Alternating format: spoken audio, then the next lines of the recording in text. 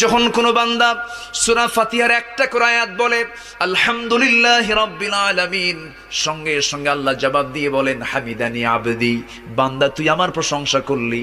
আর রহমানির রহিম যখন বলে আল্লাহ বলেন আসনা আলাইয়া আবদি। মালিক ইয়াউমিদ্দিন যখন বলে আল্লাহ বলেন মাজ্জাদানি আবদি। এরপরে যখন বলে ইয়াকা না'বুদু ওয়া ইয়াকা নাস্তাঈন পর্যন্ত যখন বলে আল্লাহ বলেন বান্দারে তুই আমার কাছে কি চাস, প্রাণ খুলে চারে বান্দা। ইহদিনাস সিরাতাল মুস্তাকিম থেকে শুরু করে নিয়া ওয়ালাদ-দাল্লিন পর্যন্ত যখন বান্দা বলে তখন আল্লাহ বলেন বান্দা নামাজের মধ্যে এমন প্রেমের খেলা খেললি বান্দা, তুই যা চাইলি সব আমি আল্লাহ কবুল করলাম। ওই বান্দা যখন রুকুতে যায় আল্লাহ তখন অস্থির হন।